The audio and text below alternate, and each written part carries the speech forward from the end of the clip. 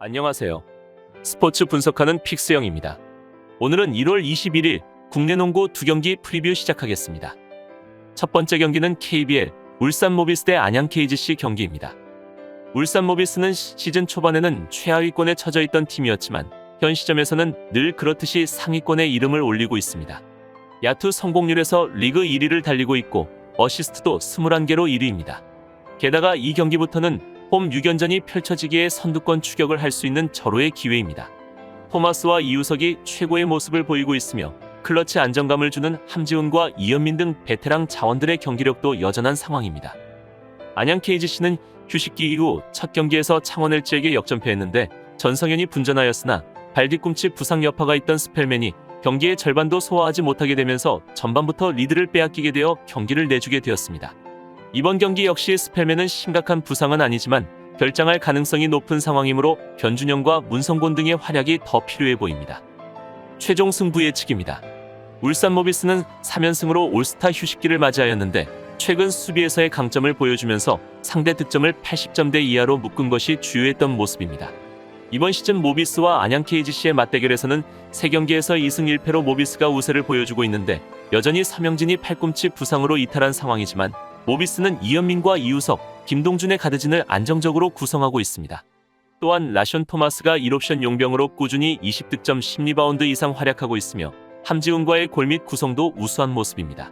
신구 조화가 잘 이뤄진 모비스로서는 최진수, 이현민 등의 수비 능력을 통해 템포를 조절할 수 있었고 이우석의 기량 향상도 팀에게 큰 도움이 되었습니다.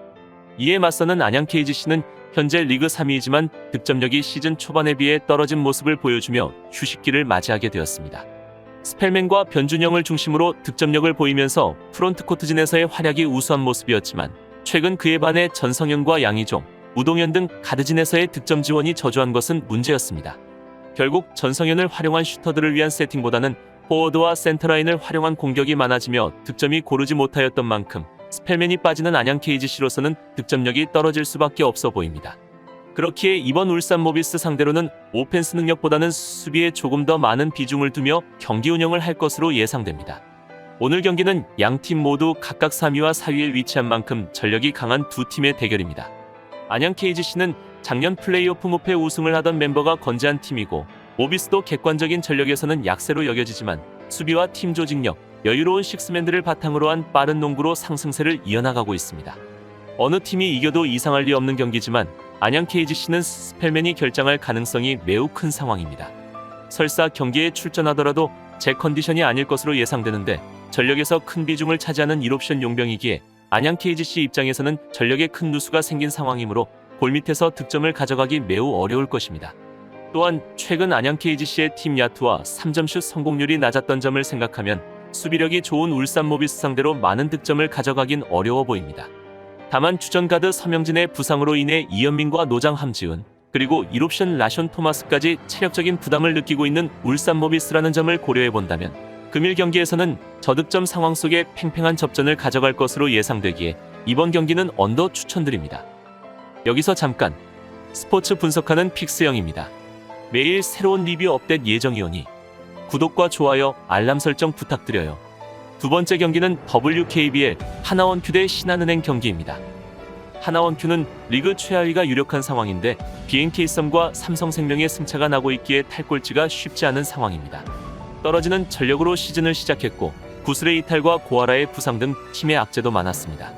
또한 최근 발표된 국대 명단에는 신지현과 양인영이 예비 명단으로 빠지며 단 한 명의 선수도 배출하지 못했습니다. 그리고 지난 수요일 우리은행전 이후 3일간 2경기의 타이트한 일정 속에 신한은행을 만나게 되어 체력적인 열세도 있는 상황입니다. 신한은행은 우리은행과 치열한 2위 다툼을 하고 있지만 최근 부상 여파로 인해 풀 전력을 가동할 수 없는 상태입니다. 직전 KB스타즈 상대로는 팀의 에이스인 김단비와 베테랑 가드 이경은이 동시에 결장하기도 했습니다. 그래도 유승희와 김아름이 득점해서 김단비의 공백을 최소화할 수 있고 김혜나는 이경은의 자리를 대체할 수 있을 것이며 40을 바라보는 나이에도 여전히 경쟁력을 보이는 한채진의 존재도 든든한 모습입니다. 최종 승부 예측입니다. 하나원큐는 다시 긴 연패의 수렁에 빠진 상황인데 직전 우리은행전에서도 1에서 2쿼터에는 경기를 잘하다가 3쿼터에 와르르 무너지면서 패배하였고 쿼터별 기복이 심하다는 점이 결국 하나원큐의 연패가 길어지는 이유입니다. 그래도 확실히 김지영의 출장 시간이 많아지면서 공격 루트에 다양성이 생겼으며 신지현과 양인영에게 보다 많은 공간을 창출해주는 역할을 하는 등 매우 긍정적인 활약을 보여주고 있습니다. 물론 하나원큐의 수비 조직력은 여전히 답답한 모습이지만 오늘 백코트에서의 수비만 신경 쓰면서 3점만 덜 맞는다면 신한은행이 김단비가 없는 상황이기 때문에 신지현과 양인영을 필두로 충분히 해볼 만하다고 보여집니다. 하지만 3일간 2경기의 경기 일정으로 인해 체력 문제가 불거질 수 있어 이마저도 쉽지 않아 보입니다. 이에 맞서는 신한은행은 지난 일요일 경기에서 KB스타즈에 60대 76으로 지면서 5연승 기록이 중단되었습니다. 점수차가 크게 났던 건 에이스 김단비가 허벅지 부상으로 결장했기 때문인데 구나단 감독 대행의 말에 의하면 앞으로 1에서 2주 정도는 결장할 예정이라고 합니다.